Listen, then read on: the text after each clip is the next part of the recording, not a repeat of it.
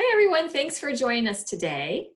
My name is Jody Nash and I am the Volunteer and Community Engagement Specialist at the Albany Pine Bush Preserve. It is my pleasure to introduce you to Amanda Dillon, who is responsible for implementing preserve research projects. She also supervises our science lecture series and community science program.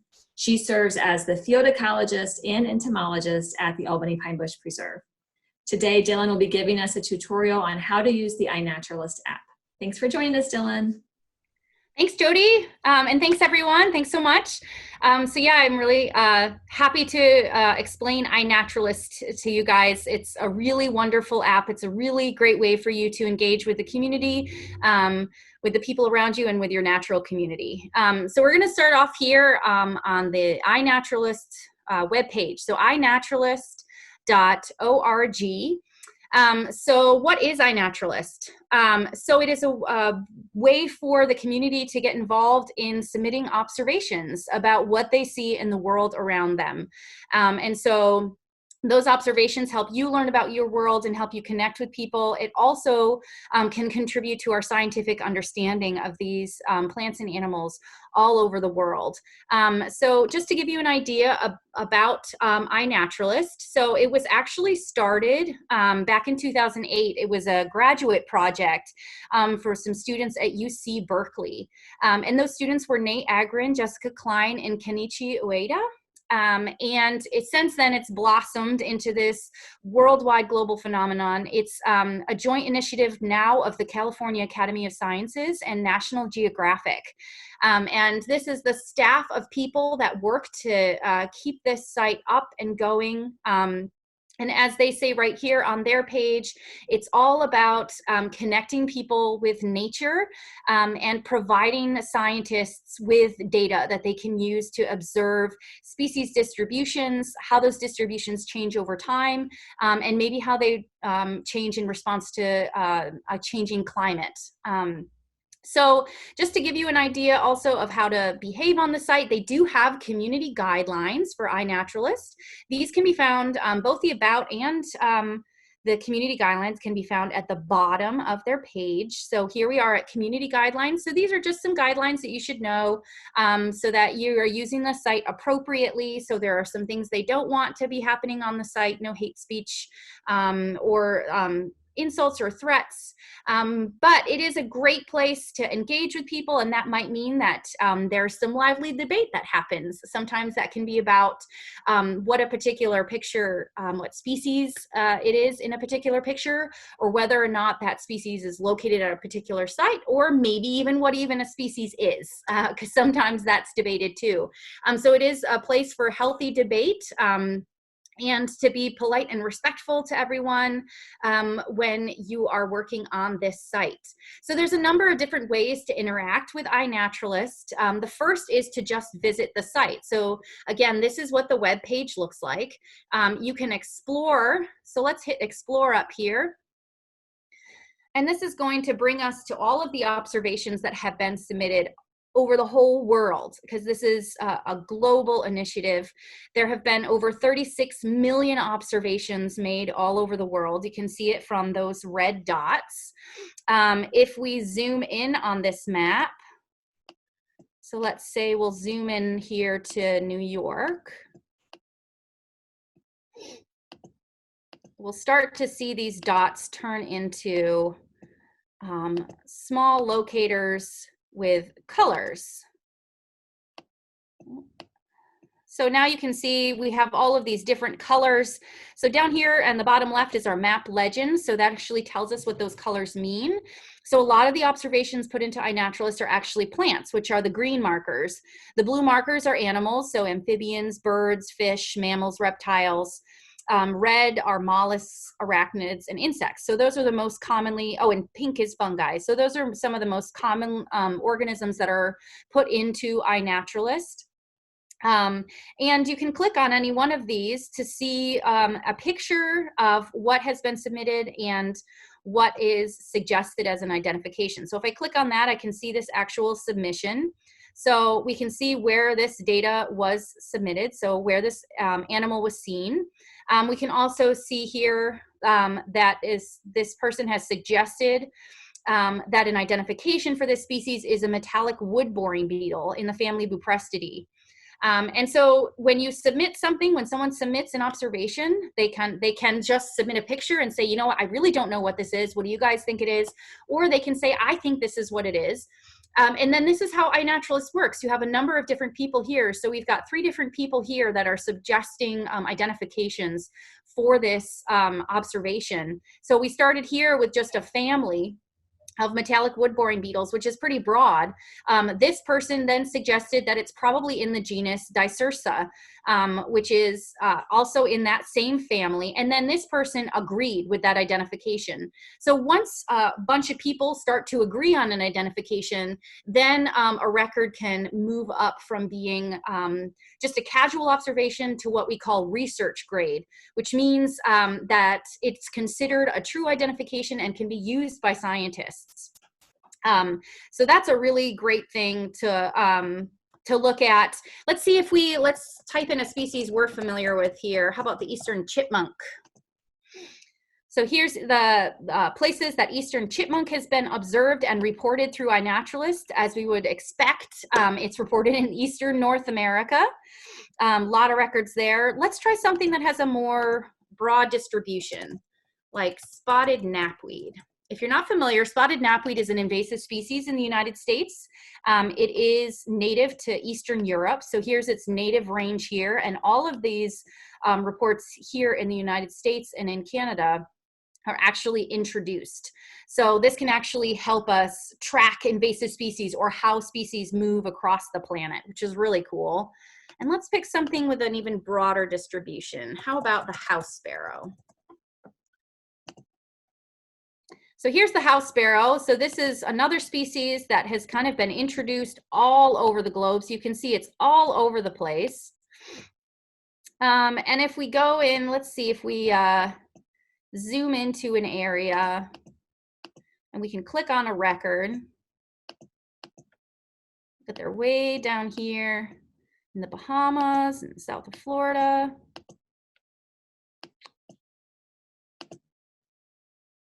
So this one's research grade. See, it has this green flag here. That means that more than one person has agreed. It needs to have at least 2 people agree in order for it to be research grade.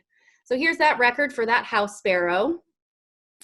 So this is all the activity for this particular submission for this house sparrow. So pretty cool stuff.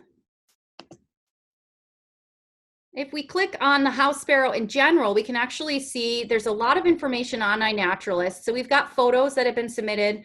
Over here on the right, we've got a graph that shows their phenology, or when they're seen over the course of the year. So there looks like we've got a peak in observations in April. But we can also go down here. We can look at a map. So this map kind of overlays, those red squares are where they've been observed in iNaturalist. And that is laid over this kind of red polygon behind that shows the distribution or the range map of the house sparrow. So pretty cool. So we can see that from this range map, there are some of these records that are outside of the range map for this species, which is really interesting. So scientists may need to go back and redraw the range map for this species.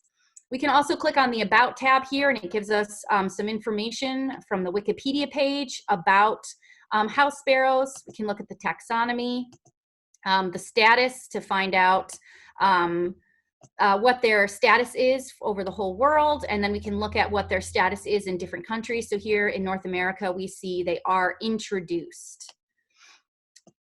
And then we can also click on similar species, and this shows us some species that might be mistaken as house sparrows. So this is a really great resource. So you can just, even if you don't want to take iNaturalist out in the field with you to make observations, you can learn a lot about what's around you by just examining and exploring what's on the website. If you did want to make some observations yourself, which I hope you do, you'll have to create a login. So that'll be, you'll go over here to sign up. You're gonna have to give them a valid email address, and then you choose a username and a password. So not too much. I don't get a lot of spam from iNaturalist. I just get updates. You can kind of choose whether or not you wanna get updates or communications from them. I already have a login, so I'm going to go ahead and type that in so I can show you what it looks like.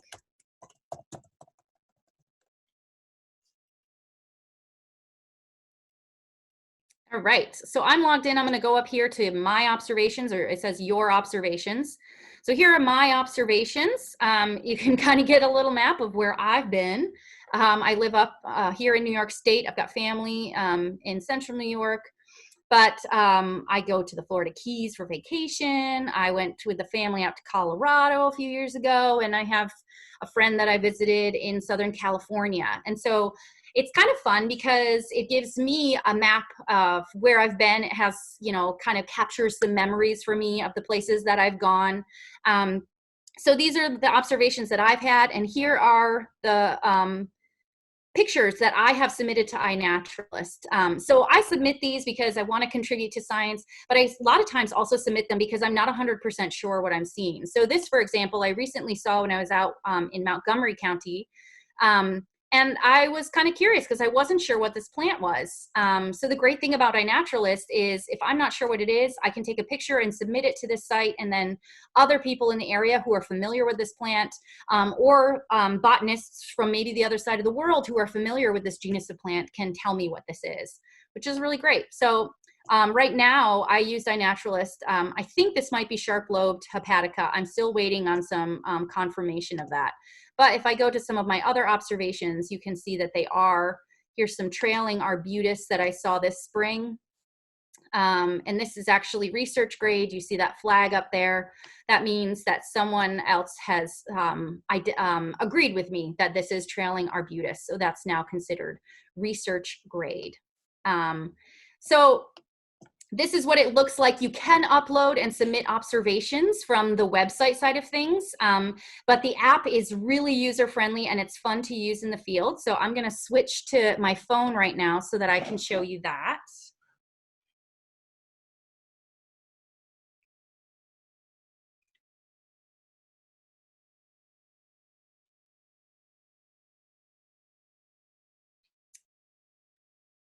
All right, so here's my phone. I have an iPhone, but you can get this app for any phone service that you use. You know, just use Google Play or I don't know what they call it on with the Androids.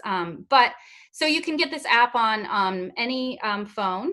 And so I'll click on iNaturalist here. It's the green bird. And I'm already logged in on my phone. So what it brings me to automatically are my observations. So these are the observations that I have. All of my observations are here.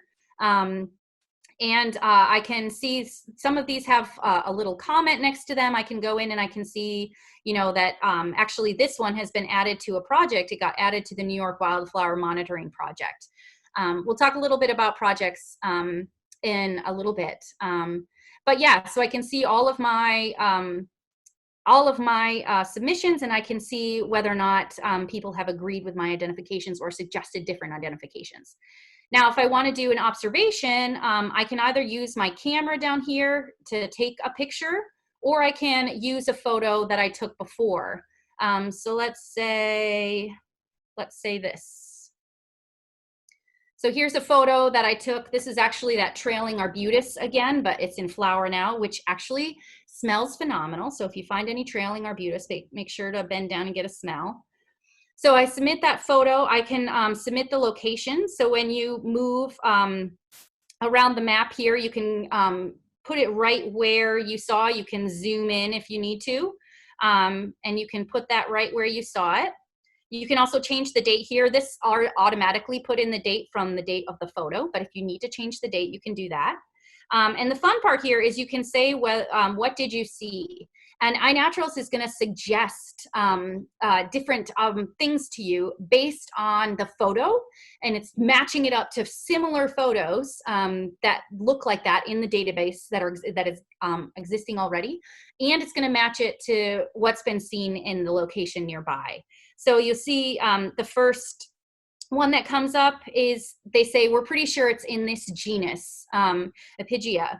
And if we keep going down, here are some suggestions for what this might actually be. And here we see number 1 there is trailing arbutus. It says it's visually similar and it is seen nearby. So if I highlight that, I'm going to suggest that as the identification. I can add anything in here if I want to. This captive cultivated is particularly important. If you're submitting, you're more than welcome to submit photos. You know, if you have something in your garden, you're not sure what it is, you're more than welcome to submit that to iNaturalist. We just ask that when you do, you specify that it is cultivated or in captivity. So that way we know it's not out there in the wild. So if you had spotted knapweed in your garden, for example, you know, we might want to know that it's in captivity and, you know, you're not reporting a new spot for an invasive species. So you do want to specify that. And then you'll just hit the share button and you'll see it saying syncing right now. I do have an internet connection. I have Wi-Fi and I have a signal on my cell phone. But you do not need to have either of those in order to collect data in the field. What it'll do is it'll just save everything that you're submitting. You may not be able to look up what you saw, but you can save all of your observations. And then when you do have a signal, you can upload them all at once. And it'll just do that syncing as soon as you open the app and have connection to the internet. So it'll upload that to the site. And then once that's done, I'm all set and I've made my observation. Now, if I want to observe something live, let's see if we can find anything interesting in my apartment today. We'll go on a safari and, oh, found some wildlife. That is some very willing to participate wildlife. All right, so I'm going to hit next. Okay, so it's going to plug in the location. It's got the date there. I can ask it what I saw, see what it says. Says it's pretty sure it's in the genus Felis. I think I'm pretty sure too. In fact, I think it might even be not a dog, goodness gracious. I think it might even be a domestic cat. So I'm going to go ahead and click on domestic cat. The other thing is I'm going to click down here and make sure that I say that this is captive. She is an indoor cat only, as cats should be. And I'm going to hit share. So there we go. So that's how easy it is to make observations on your phone. Again, you don't need an internet connection.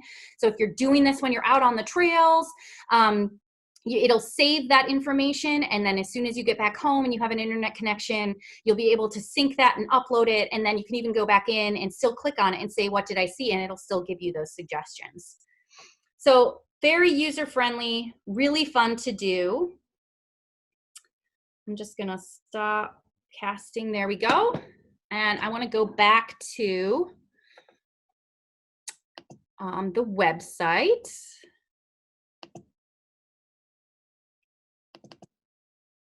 Okay, so the other thing I wanted to talk about is projects. I mentioned that before, that I had one of my observations was automatically added to a project.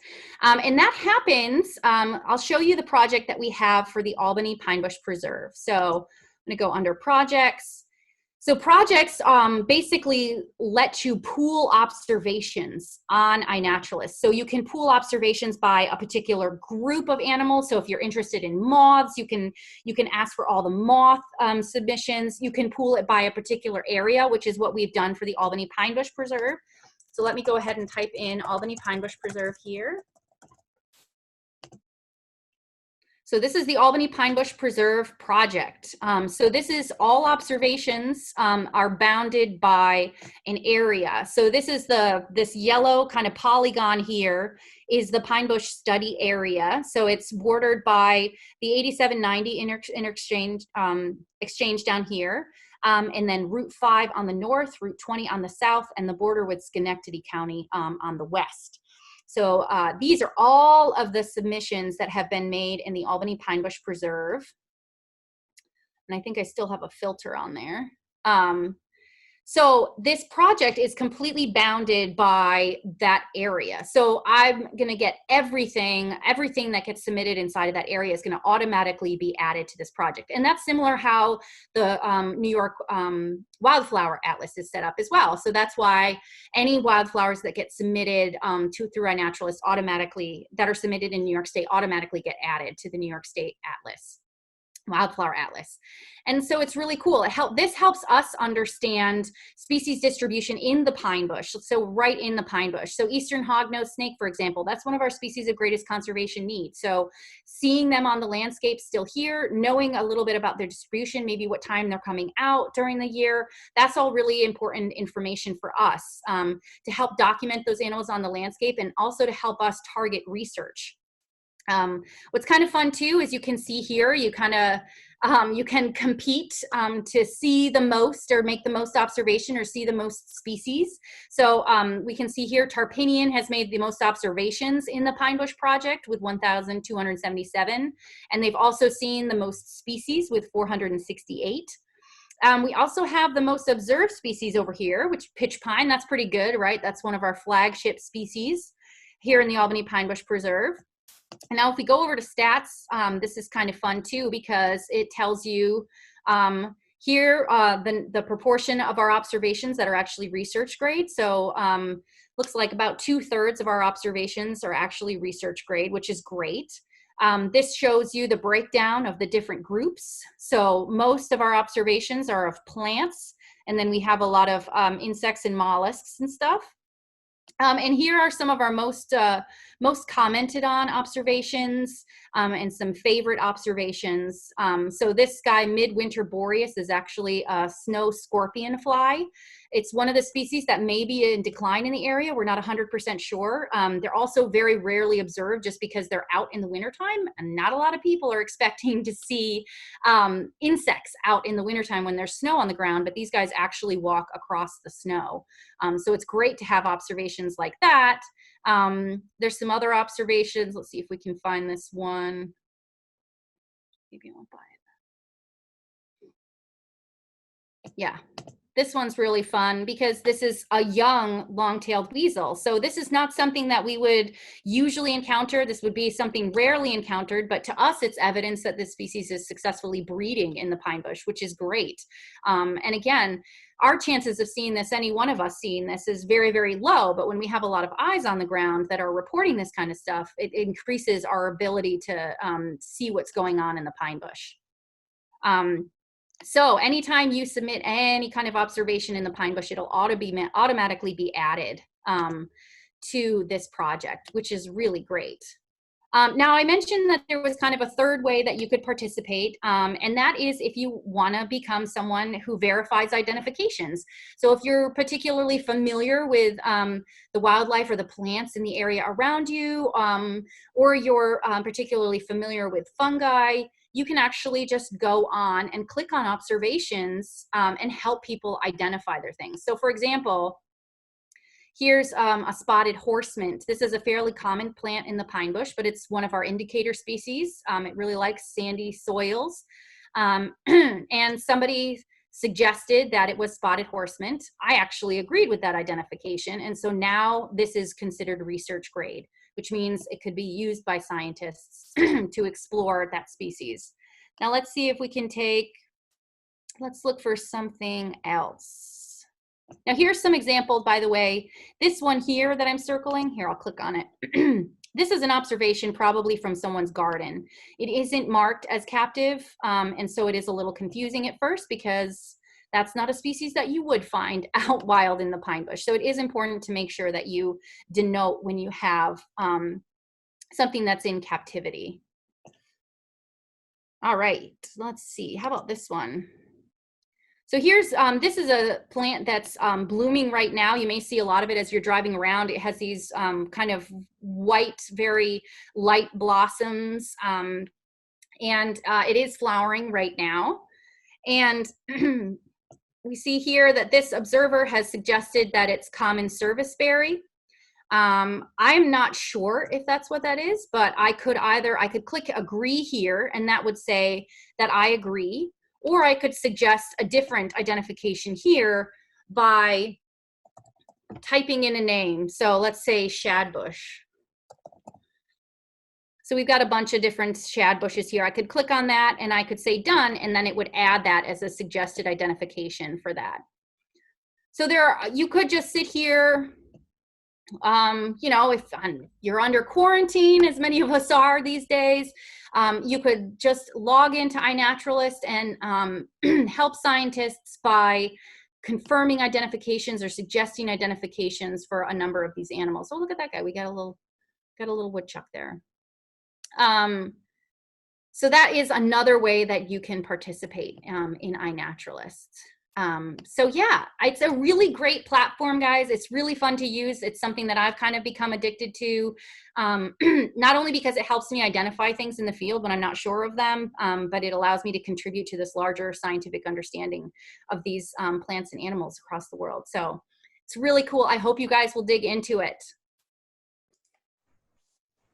Awesome. Thank you so much, Dillon. I did just have a few questions for you if you don't mind answering. One of them is, do you have to submit a photo in order to make a submission? Let's say I was in the pine bush and I saw this really cool plant and I want to come back home, but I didn't get a picture of it. Do you have to have a photo to submit? Yeah. So iNaturalist is photo based. So you do need to have a photo. I mean, even if you have kind of a crappy photo that you think maybe might not have enough information, there's a possibility that someone who's very familiar with that animal or is very familiar with that area might be able to make suggestions. And it's possible that someone else also saw what you saw. So even if you have a less than ideal photo, you can still submit that. Awesome. Thank you. The other question I have is, are you looking for anything specific for the pine bush? Are you looking for plants or animals or invasives or fungi or whatever we see out there? Yeah, so anything anybody sees is great. It's all information for us. We'd be interested in anything and everything that anybody sees. You know, and everything, you know, we have a staff of about 20, you know, and we can't be out there all the time. And so you guys just kind of really expand our ability to study and see the pine bush. You're kind of being our eyes out there. And by taking these photos and submitting them, it allows us to kind of know what's where, when. And that's a huge help to us. Super. Thanks so much, Dillon. And thank you to everyone that tuned in for this tutorial. We hope that you found it useful and helpful. If you do have any questions, you can email those directly to Dillon. Her email address is adillon@albanypinebush.org. Thank you again for tuning in today, and we hope you have a good day. Thanks so much, everybody. Have fun out there.